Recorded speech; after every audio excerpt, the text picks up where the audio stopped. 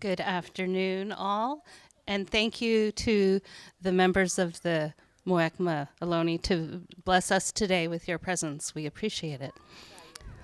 Thank you. So I just want to say that this museum is an example of what our community is about. It's about community, it's about vision, and it's about celebrating our successes. So some of you have been hearing me say this since December. Sorry for the repetition, but it is true. And so the new exhibit is called Making Connections, Stories from the Land. And what the museum being in our community allows us to do is make connections with our history, our land, and each other. So I truly appreciate the benefit this has. Oh yes, and I'm supposed to mention the train diorama for the younger or older members in the audience who have an emotional attachment. It is even better than ever. I haven't seen it yet, but very, very soon. So the good news is I'm known as the briefest talking council member. So I'm not going to talk for much longer, but I do want to thank all of you community members who have the vision and have made this happen over and over again since 1977, J. Gilbert Smith, 2001, our beautiful building, and now in 2023, our new exhibit. Thank you. The next section of the exhibition that I'm excited to present is the creek section of the exhibition, which really ties this area all the way down to the bay. And I am excited that the mayor of Mountain View, Alison Hicks, has joined us today, and I would invite you up to say a few words on behalf of the people of Mountain View. We know we have many members from Mountain View, and we were delighted to have the support of the Mountain View Historical Association. Thank you, Alison. Thank you, and thank you very much for inviting me to your beautiful museum.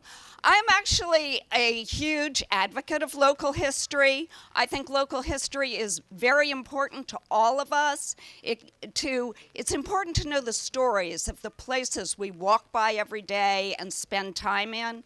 It gives us a feeling of rootedness and a feeling that this is our home, a feeling that we're not in a generic space, but instead that we're in a unique place, a place, like I said, the place that we live in is home. In terms of Mountain View's share in this exhibit, Mountain View and Los Altos have a shared history.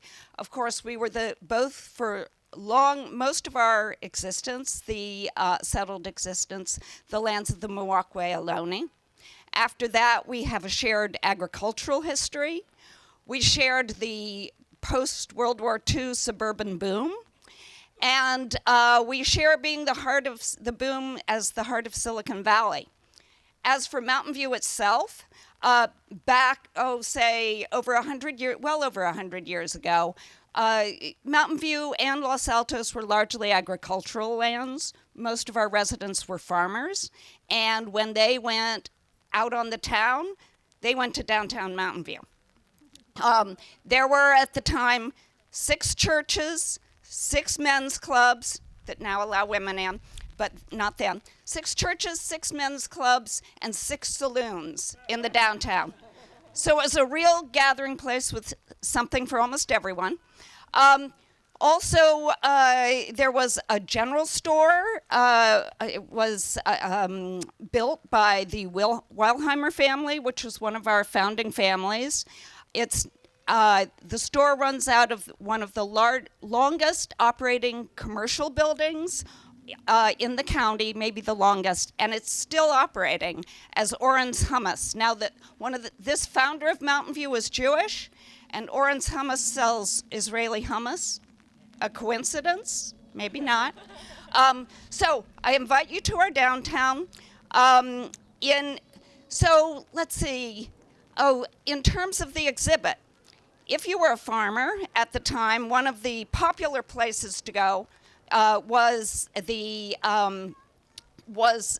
Apricot and Prune Festival, which is in this exhibit, had up to, at its peak, I think in 1927, had over 25,000 visitors.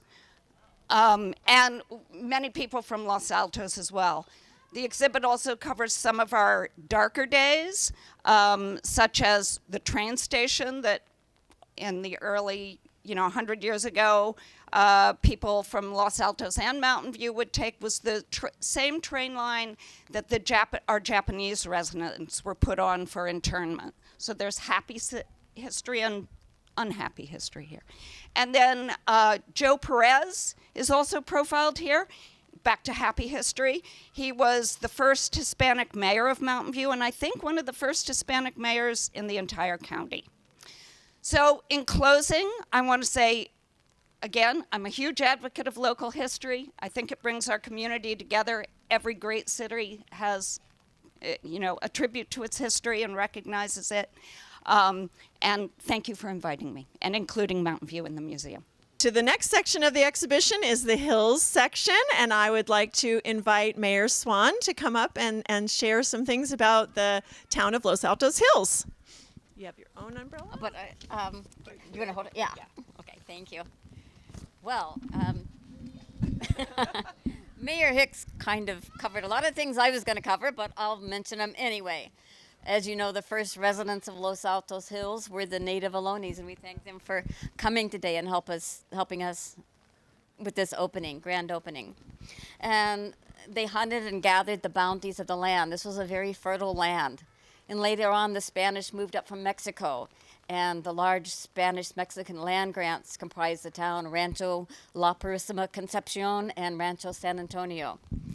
And then Juan of Briones bought Rancho La Purísima Concepcion in 1844. And I think this is an amazing feat for a single woman to buy a rancho like that at that time. It's amazing. And she finally sold 3,000 acres of it to Martin Murphy, the founder of Sunnyvale, in 1855. And he gave his daughter 2,800 acres as a wedding gift. And I think that's a pretty nice wedding gift. But, she married William Tafe, from which we get Tafe Road up in Los Altos Hills. And the ranchos were eventually divided and sold as smaller ranches to be used for cattle ranches, orchards, vineyards, and homes. As a result, the Los Altos Hills agricultural legacy was born. The whole area became known as the Valley of Heart's Delight. And then the end of World War II, as we know, brought an influx of new residents and the push to preserve the rural environment. The town of Los Altos Hills was incorporated on January 27, 1956. The founders developed guidelines for preservation and printed them on green paper. The document is now known as the Green Sheets. Our independent-minded founders envisioned a rural environment in the foothills with natural open space and space for outdoor recreation and agricultural pursuits. This is part of what made Los Altos Hills one of the few towns in this area to remain rural.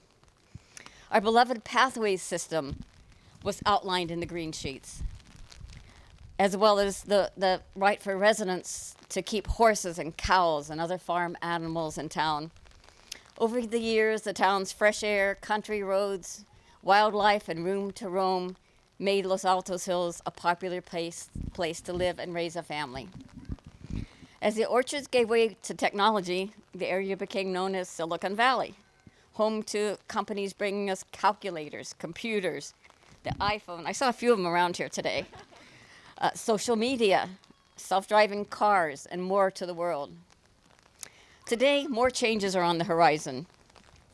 But we live in the present, and we cannot see where all of these changes will lead. In 50 years, people will be able to visit the museum and see where these paths of change led.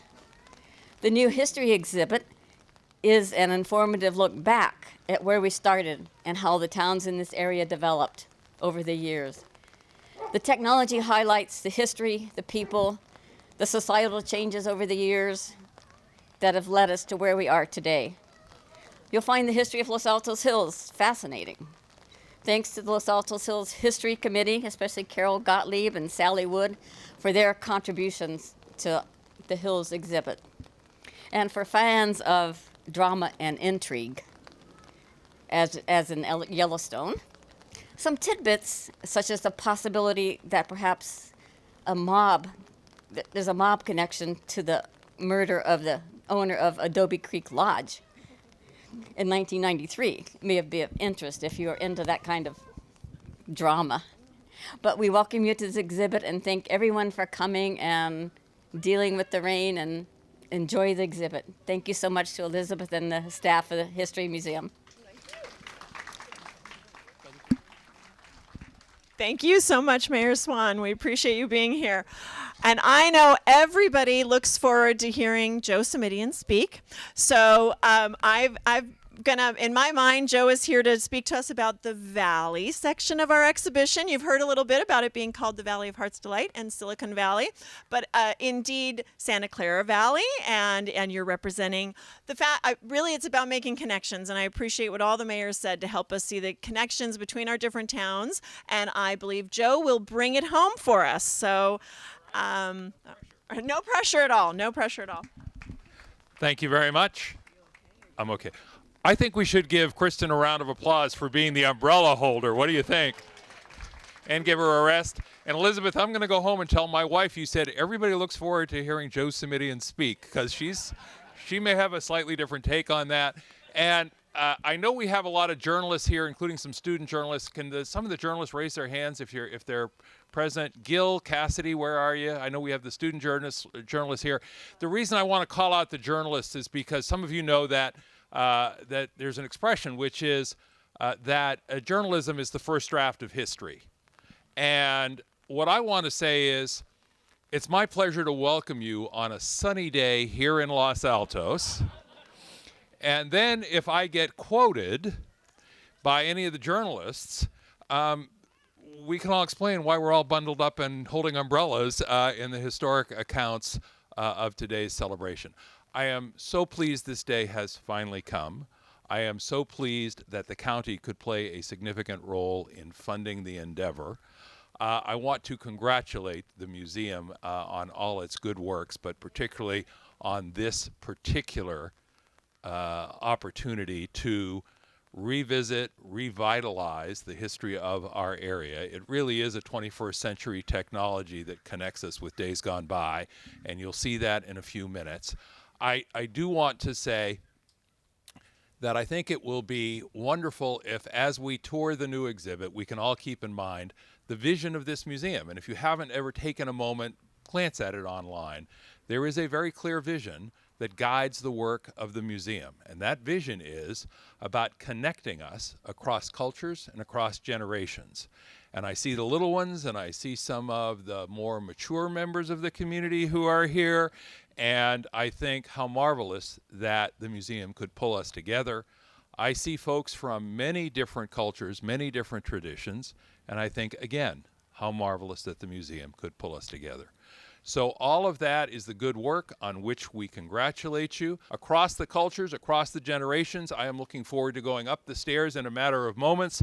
But first, I want to introduce, and you know, you've heard the overused expression, someone who needs no introduction. Well, in this case, Nan Geschke really is someone who needs no introduction, but I'm going to try to introduce her by saying, yes, the Geschke family has been generous to the museum, but really it's in their DNA.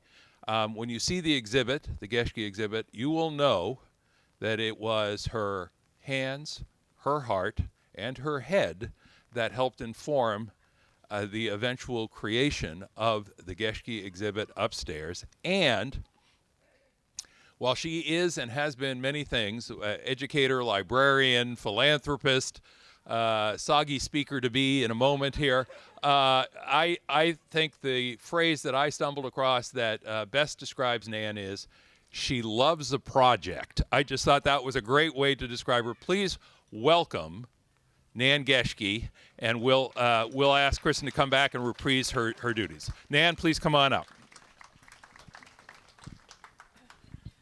Thank you, Joe.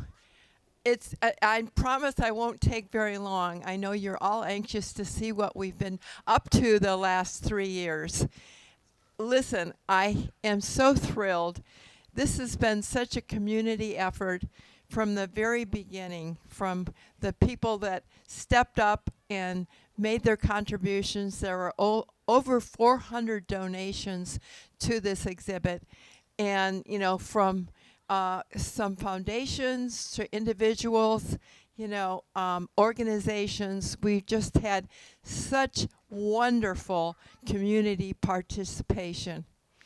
But more than that, we had wonderful staff who helped us, our committee, and we had terrific volunteers. There were over 100 volunteers who worked on this exhibit. So go and enjoy, and let's cut the ribbon.